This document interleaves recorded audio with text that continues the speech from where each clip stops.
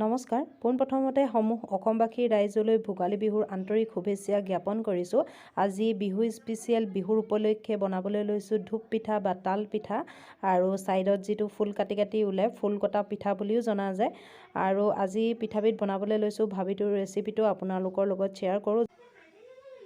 এয়া প্ৰথমতে এনেকৈ গুড়খিনি মই চকলিয়াই লৈছোঁ। ইয়াত 2 কাপ লৈছোঁ আৰু ইয়াত মই দিছোঁ 1 কাপ পানী। এতিয়া এইখিনি গুড়খিনি নগলালৈকৈ এয়া গেছটো চিমত দি এনেকৈ চামুচ এখনেৰে লৰাই দিছোঁ। এইখিনি গুড়খিনি গলিলেই হ'ব। এইখিনি দেখিছেনে? এতিয়া এইখিনি উতলিছে আৰু গুড়খিনিও পূৰা গলি উঠিলে এতিয়া গেছটো অফ কৰি ঠাণ্ডা হ'বলৈ দিম। আৰু আনফালে লৈছোঁ মই এইখিনি পিঠা, ভাত খোৱা চাউলৰ পিঠা নহ'লে আপুনি যিকোনো শালি ধানৰ পিঠা ল'ব পাৰে।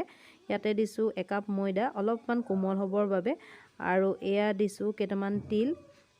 এয়া এচামুচমান তিল দিছোঁ, এচামুচতকৈ অলপ কম দিছোঁ। আৰু এতিয়া লগতে দিছোঁ এয়া অকণমান চফ।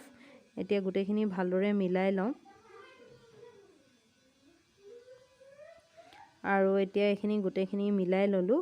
আৰু ইয়াতে যিখিনি গুড় গলাই লৈছিলোঁ পানী দি, এয়া এখন চেকেনিৰে এইখিনি গোটেইখিনি এনেকৈ দি দিম ইয়াতে। আৰু এয়া চাওক,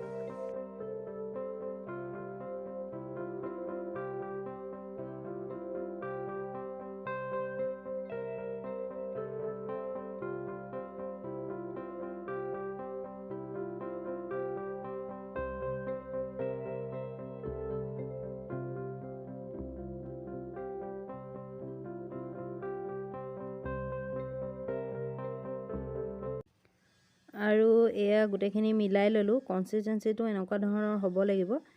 এয়া চাওক, এয়া আৰু এইখিনি এতিয়া মই গোটেই ৰাতি ঢাকন দি ৰাখি থৈ দিম আৰু ৰাতিপুৱা বনাই দেখাম আপোনালোকক।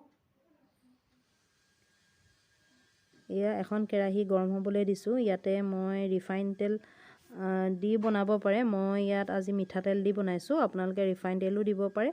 আৰু এইখিনি বনোৱাৰ আগত ভালদৰে আৰু এবাৰ মিহলাই লৈছোঁ। আৰু এতিয়া এইখিনি বনাই ল'ম। এনেকৈ মিহলাই ল'ব।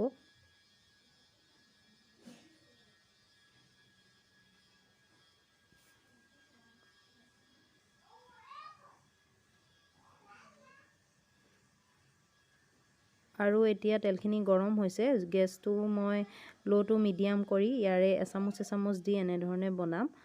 আৰু এয়া চাওক, তেলটো গৰম হোৱাৰ লগে লগে এখন ওপৰলৈ উঠি আহিব পিঠাখন।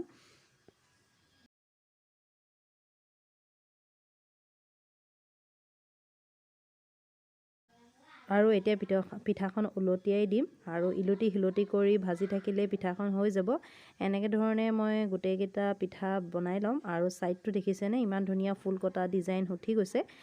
আৰু গোটেইখিনি পিঠা এনেধৰণে বনাই ল'ম।